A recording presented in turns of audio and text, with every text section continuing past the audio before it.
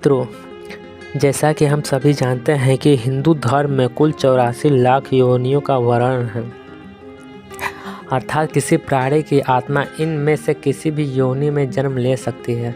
वो किस योनि में जन्म लेगी और किस में नहीं, ये उस प्राणी के पूर्व जन्म में किए गए कर्मों के आधार पर निश्चित होता है। इन सभी योनियों में मनुष्य योनि सर्वोत्तम मानी गई है। तो आइए जानते हैं कि हम मनुष्य योनि में कब और क्यों जन्म लेते हैं।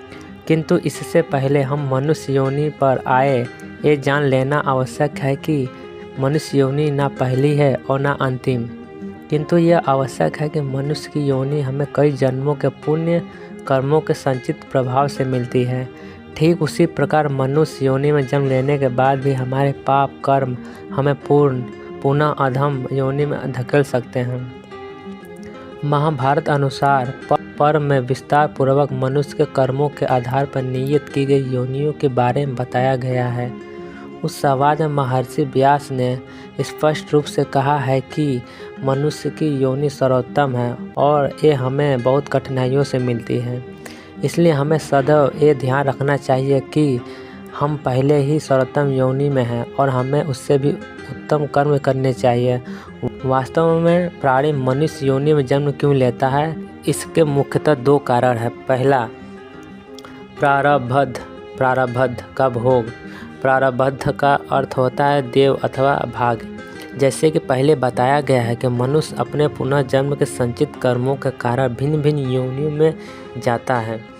मनुष्य योनि में वह अपने पुनः कर्मों के कारण आता है। वास्तव में जब प्राणी अपने प्रारब्ध के फल को भोगते हुए समय सीमा पर पहुंच जाता है, जब वो एक जीवन में मोक्ष को प्राप्त कर सकता हो, तब वो अधम मनुष्य योनि प्राप्त पाता है।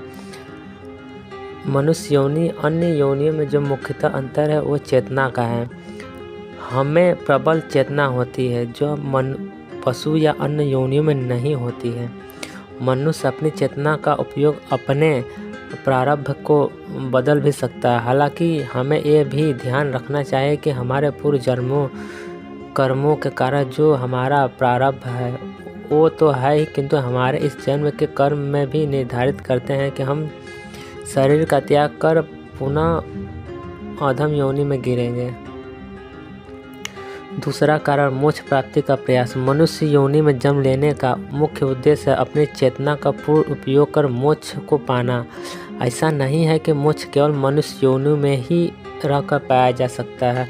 ऐसे कई उदाहरण हैं जब पशु योनि से भी सीधे प्राणियों ने मोक्ष को प्राप्त किया है, किंतु मनुष्य बनकर मोक्ष पाना जितना सरल है उतना किसी और योनि के प्राणी के रूप में नहीं है। इसका सबसे सरल उपाय है भौतिक सुविधाओं का त्याग कर भगवत भक्ति द्वारा मोक्ष को प्राप्त करना। हालांकि मनुष्य योनि में जन्म लेने का अर्थ निश्चित मोक्ष प्राप्त करना नहीं है। वास्तव में जितने लोग मनुष्य योनि में जन्म लेते हैं, हाँ, उनमें से विरले ही मोक्ष प्राप्त कर सकते हैं, किंतु फिर भी मनुष्य योनि से मोक्ष की ओर जाना अन्य योनियों से सहज है। मनुष्य योनि में रहते हुए यदि हमने वास्तव में ईश्वर को प्राप्त कर लिया तो मोक्ष मिल सकता है, किंतु यदि ऐसा नहीं होता है तो उसके लिए फिर से प्रयास करने हेतु पुनः जन्म लेना पड़ता है। अब यदि इस जन्म में हमने अच्छे कर्म किए हैं तो अगला जन्म भी हमें मनुष्य योनि में ही मिलेगा, किंतु यदि हमें पाप कर्म अधिक किए हैं तो पुनः अधम योनि में गिर जाएंगे, जहाँ से हमें पहले पुनः मनुष्य योनि तक पहुँचने का प्रयास करने पड़ेगा। जीवन मरण का यह चक्र निरंतर चलता रहता है। जब हम उतना पुण्य कर्म संचित कर लेते हैं कि हमें मोक्ष प्राप्त हो जाए, तब ही हम उस जन्म मरण से चक्र से मुक्त हो जाते हैं। हमें अच्छे कर्म कर रहे या बुरे, इसका पता कैसे चलता है? तो वास्तव में हमारे सभी कर्मों में कुल 14 साक्षी होते हैं। सूर्य, अग्नि, आकाश, आयु, इंद्रियां, चंद्रमा, संध्या, रात, दिन, दिशाएं, जल, पृथ्वी, काल और धर्म।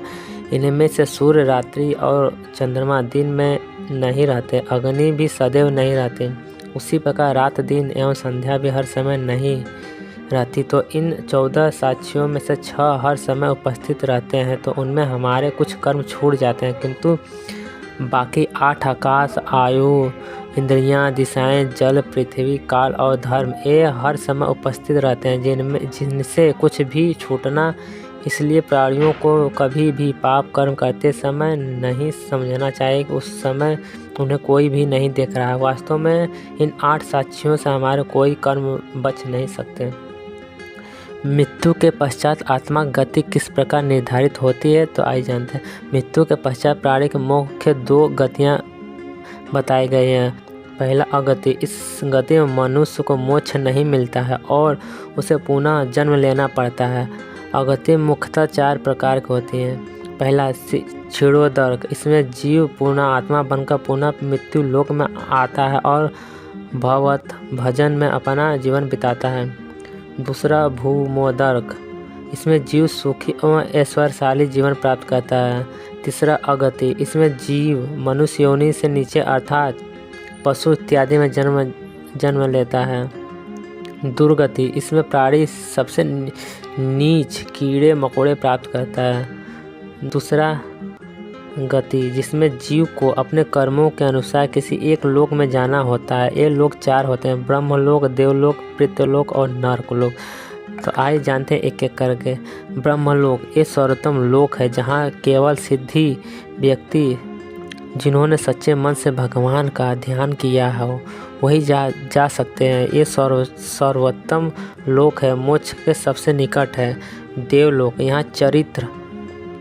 यहाँ सच्च चरित्र एवं पुण्य कर्म करने वाले व्यक्ति जाते हैं, जिन्हें देवताओं का सानिध्य प्राप्त होता है।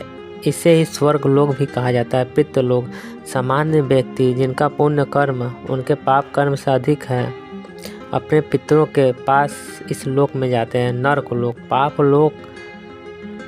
पाप कर्म करने वाले व्यक्ति को सबसे निकट नरकलोक प्राप्त होता है, जहाँ अनेक कष्ट भोगने पड़ते हैं। इन 4 लोकों में जाने के लिए 3 मार्ग होते हैं: अर्ची मार्ग ब्रह्मलोक एवं देवलोक जाने के लिए, धूम मार्ग पितृलोक जाने के लिए। ऐसी मान्यता है कि सूर्य के असंख्य किरणों में अमा नाम की एक किरण होती है, जिसके माध्यम से प्राणी पितृलोक जाते हैं और पितर पृथ्वी लोक आते हैं। उपपत्ति विनाश मार्ग नरकलोक जाने के लिए। तो हम सभी को ईश्वर का ध्यान करना चाहिए कि हमें मनुष्य योनि में जन्म लिया है। इस सर्वश्रेष्ठ योनि का लाभ उठाते हुए हमें मोक्ष प्राप्त करने का प्रयास करना चाहिए।